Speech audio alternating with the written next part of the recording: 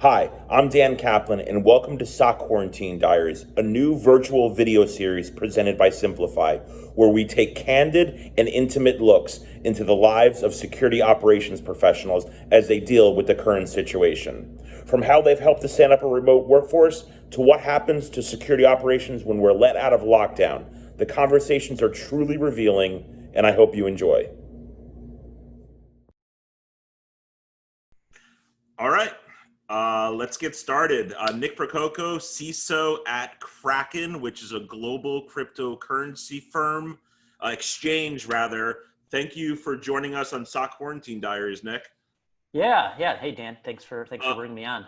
yeah, and Nick and I, our relationship goes back. I actually interviewed with Nick prior to me starting at Trustwave, and then because Nick, you stood up Trustwave SpiderLabs in its infancy and saw that through for a number of years, right? Yeah, Uh, for almost 11 years. So I started it. It was an idea I had back in I think 2004, and then I stayed there until I stayed. It was 2004. It stayed there for about 11 years. Yeah, so it was like it was a couple years after I started at Trustwave, had the idea for SpiderLabs, basically formed that, and then grew that business from basically myself to a large number of people globally. I think it was like 130, 140 people globally when I left. And we had a few thousand clients, enterprise clients globally that we did work for. So yeah, it was a fun ride. Yeah, and you have quite the resume. And I'm sure a lot of people in the community are familiar with you. You planted your roots as a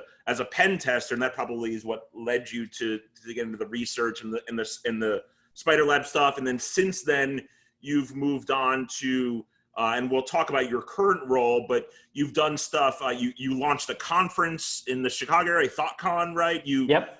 Yeah. You were the Cavalry Isn't Coming was a big presentations you gave at various shows, right? Around the importance of working with device manufacturers and such. So you've Yeah, done a that lot of was. stuff outside of your main job. Oh yeah, of course. Yeah, I mean, I think what I always enjoyed doing, it's interesting. Like security has been my career for many years, right? 23 years or so.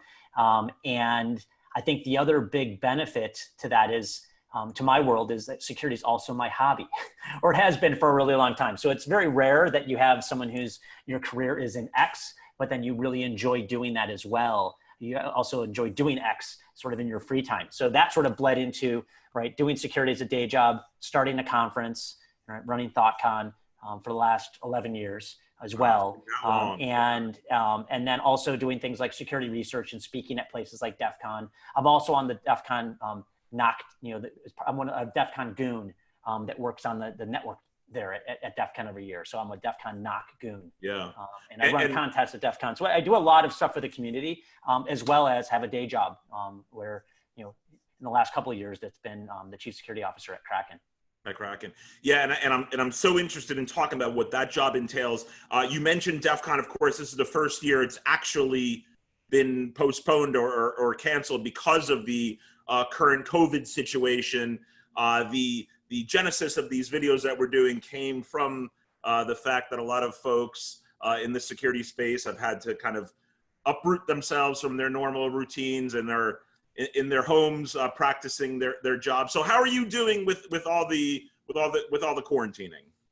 Yeah, I mean, I think, well, personally, just like everybody else, I think I've left my house 3 times in the past since like early March, right? Just like most other people. But as far as people who are practicing, proper quarantining and sort of isolation and things like that. But that being said, Kraken as a business has always been a remote business. And so when I joined, almost 2 years ago, I worked in my basement day one, right? And my team was always in other places around the world. And so, I'm responsible for security, IT, and DevOps at Kraken. And my team is literally around the entire planet. I have people sprinkled all over the planet in all time zones, which makes things very interesting. It's great from a coverage perspective, but it has challenges from a communication perspective, which is very different than where I was prior to Kraken, right? Prior to Kraken, I was also a chief security officer of a data analytics company, industrial AI company, essentially, called Uptake here in Chicago, and that was complete opposite. Kraken is globally distributed. We have employees all over the world, operates 24/7. Nothing ever sleeps, which is great from a productivity standpoint. I can see projects continue 24/7 around the world. And in that space, when I was at Uptake, it was very much, there's an office in Chicago. All the employees are in that office. We have physical, screens and other things to look at. We have war rooms. We can physically grab two people and pull them into a room and talk about something, where in the fully remote world, it's very different. You need to be more flexible. Your work-life balance is a little bit different. You need to be very careful about that, because a 24/7 operating company with people over the world means there is never anybody who's on my team that is not working. And so if something needs to get escalated, it gets escalated 24/7, 365. Yeah. So this pandemic, which changed everything in a flash for a company like Kraken, what kind of changed from a security perspective? Any new risks that came of it? I mean, we've always had this baseline level of threats that have been hitting us, historically. Obviously, cryptocurrency exchange. There's a lot of criminal groups out there. There's a lot of people who would love to hack us, right? Who would love to get access to our people, would love to get access to our systems, our technology, and ultimately, the assets that we hold for our clients. So we always have this baseline. There's always people trying stuff. There's always, impersonation attacks going on social media of executives. We're always dealing with, people pretending to be clients and trying to do things. There's always this underlying noise that always is. And we've had to build and build custom tooling to be able to do lots of things there. So I won't go into all the detail, but there's a lot of work that goes into being able to defend against all of that in a proper way.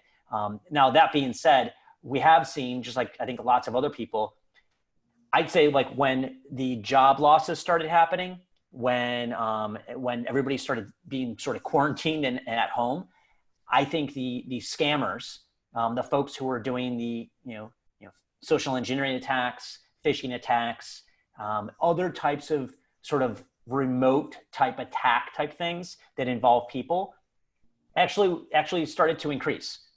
We started seeing more things coming through, via email. We started seeing more things coming through our support channels. We started seeing, like I said, more things on social media scamming our clients, right? So if you think about it, it's not just us we're protecting. As a business, we're also protecting our clients. And we started seeing more things like phishing sites and fake emails being sent to people that they found names on a mailing list, if there's a crypto mailing list out there that gets hacked into. There's an assumption that maybe they're Kraken clients, right? We have a lot of clients globally. And so they just take a shot at that and email 1,000 people with stuff that looks like it's legitimately from us, and it's not. And then some people will report it to us. Some people may fall victim to it. Some people we may get wind of it and work with various hosting providers and various domain name registrars and other people in the community to basically say, hey, there's this attack happening. Can you help us shut this down? And what we found is, I think it almost seems like people, at those organizations also have a heightened level of awareness, because we also started to see the responsiveness when working with various parties, where they would typically get back to us in a couple of days. I think they're on high alert as well, and they're noticing a lot of activity. So they've also had to hone their practices and their processes in order to respond to those types of alerts. Yeah, and like you said, millions of customers of Kraken that need to be secured. Tell me about I've heard you say that the stakes are much higher when it comes to securing Kraken. I think when we think about your traditional financial institutions, we think of banks, but talk to me about a cryptocurrency exchange, some of the challenges that come along with securing that versus another organization. Well, I think it all has to do with sort of the value and the prize that exists with the company that's the target, right? So if you draw some parallels here, if it's a small bank in a small town or a small credit union, as an attacker, you don't. There's going to be some limits of what you're going to be able to do, right? Like if I quote, if I'm wearing sort of my like pen tester hat, like if I get access, I target a, like a credit union. If I target that, I may try to phish some employees. I may get access to a couple of workstations. I may try to get access to a banking system and then do like a wire transfer. But when that happens, sometimes people will notice that, right? There might be some flags that are put in place. People notice things. But then if the money happens to go to another bank, then the credit union and notices that, they can call that other bank and they can say, hey, someone just sent $10,000 from one of our clients, our customers, and it went to this other bank here. You can call that other bank and they can freeze the funds and you can get the money back. And, they figure out how it happened. Because I personally have investigated some of those. When I was at SpiderLabs, we used to investigate banks that got hacked into and money got moved around, right? And it was sort of, it's not super complicated to deal with from a response standpoint. Obviously there's the, how did it happen? Is there malware involved? What do they had access to? Why? And you sort of do the whole root cause analysis and you map out the entire attack chain. But the end result of that typically isn't this catastrophic thing for that client or even for that bank. That's very rare that happens. It's very rare that you hear, a bank got hacked and now they're out of business and all their clients lost all of their money, right? Like that doesn't really happen in the banking world. But in the cryptocurrency exchange world, that certainly has happened, right? There certainly have been cryptocurrency exchanges that have been hacked, that have had all of their funds taken and no one ever got them back. And the clients were left hanging, basically hanging in the wind. And that exchange that themselves that got hacked no longer ceases to exist, right? Like they're done, right? The reason being is that if I hack into a cryptocurrency exchange and I send, and I'm able to successfully transfer all of the Bitcoin to my attacker wallet someplace, there isn't anybody to chase that down and get it back for me, get it back for that exchange. And so that's where when you think about like the stakes are much higher for like a cryptocurrency exchange. For all cryptocurrency exchanges, there's not the same general protections you have with like FDIC insurance on accounts, right? There isn't the same protection on, if it goes to another bank, you just call up the other bank and say, hey, send the money back, right? Like that can't happen or it doesn't often happen in the crypto world. Now, if it goes to another exchange, certainly there's certain things like that can happen. But if it's going to some guy's wallet and it's in his hand and no one knows who that person is and no one knows where that wallet exists or where it physically is located, it's sort of game over for those clients and that exchange. Yeah, for the exchange entirely. And Kraken has really stood the test of time, right? And I'm sure that's testament to a number of things that you have helped to instill. Yeah, I mean, I would say that the one thing I often will talk about publicly around Kraken is that of any place I've ever been part of, even going back all the way, I mean, I've been in security since the 90s, going back all the way to like the early days that I was involved with security with like ISS, and then I was at VeriSign and in other places, even when I was at Trustwave or running SpiderLabs, I would say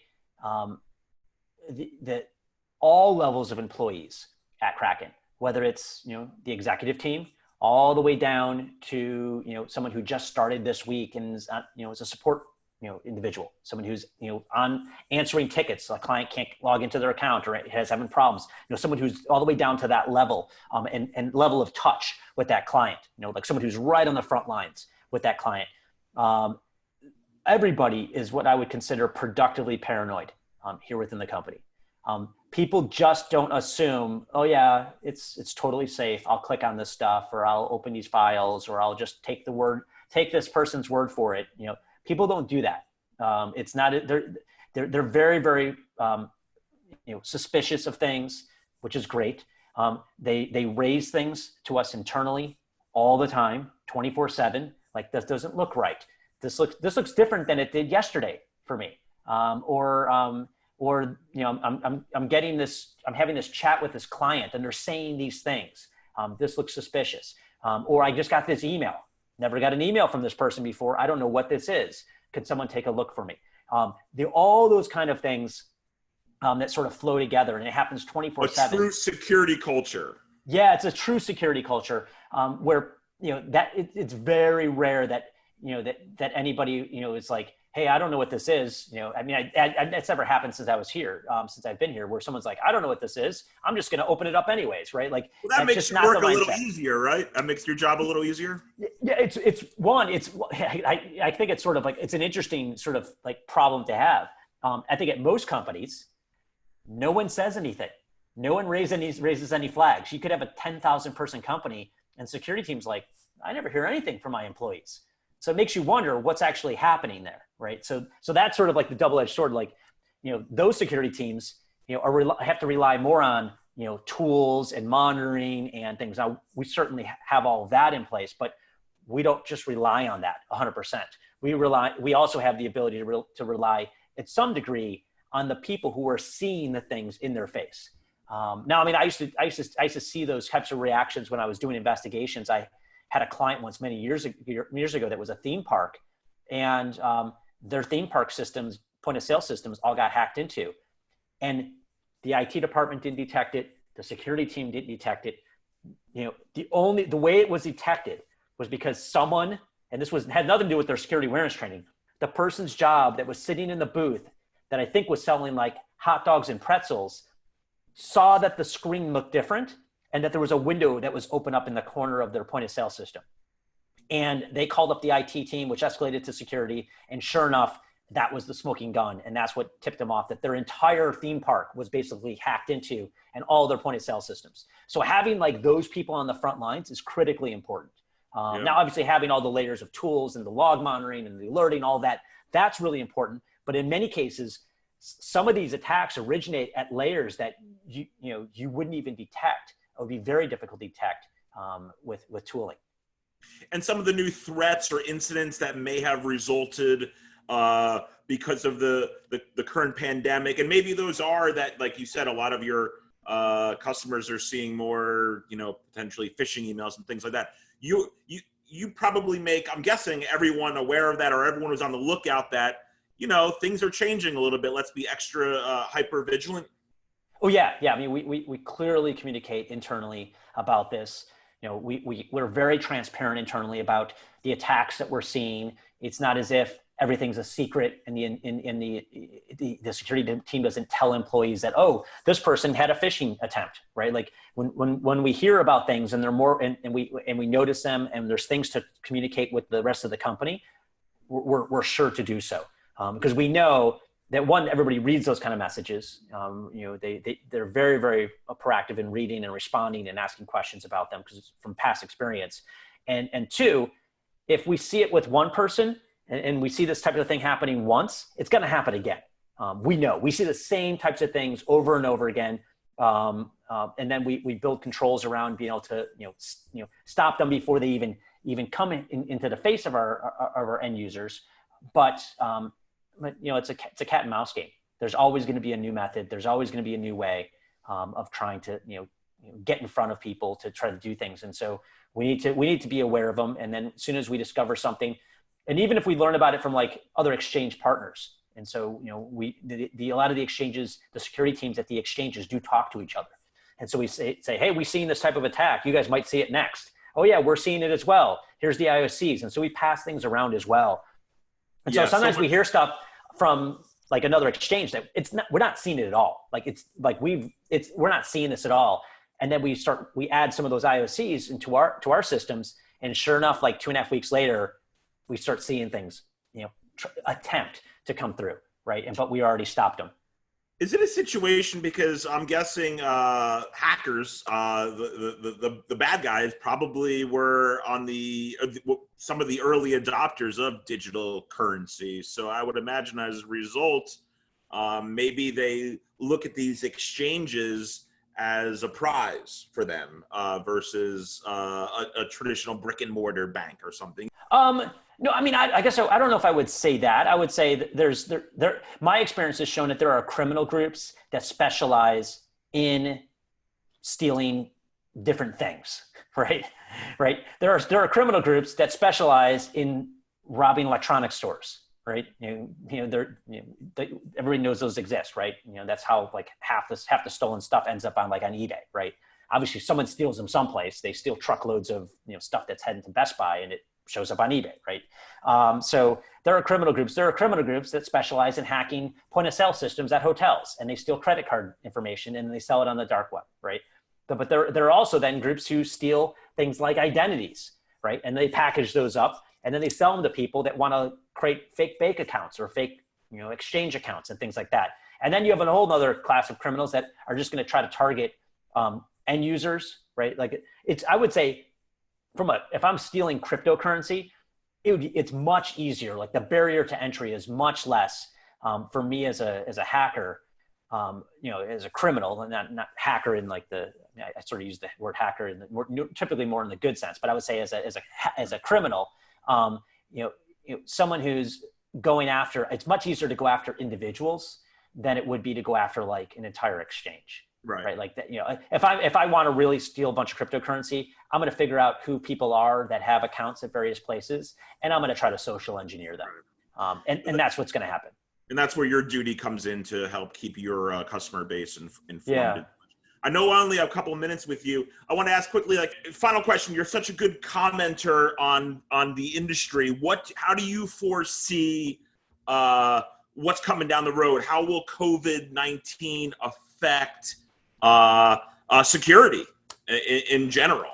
Yeah, I mean, I certainly think that a lot of IT departments, IT security departments are probably struggling with the fact that they have employees now working out of houses more than offices, and they don't have a really good handle on what's the security like of those home networks. So I think there's probably some ideas around how do you best do that? How do you best understand what your employee's home network looks like? Because it could be your employees working on a network with their teenage kids who are downloading all sorts of things, video games and laced with malware, and now you have attackers on this home network the attackers may not know who your employee is, but maybe there's a way that they can actually figure that out. Look at the traffic that's coming out of your employee's workstation. Maybe your employee hasn't patched their workstation in a while, or there's some like local remote administration piece on there, and now their employees are now going to get hacked or compromised while they're outside the perimeter of those offices. And so doing more, there's probably more device management that needs to be deployed. There's probably more endpoint technology. If people were taking the stance that like, we don't need to do those types of things because they're in the four walls of our company and they're inside our network, well, that's very different now, because your company network is now your employee's home, which can be very scary.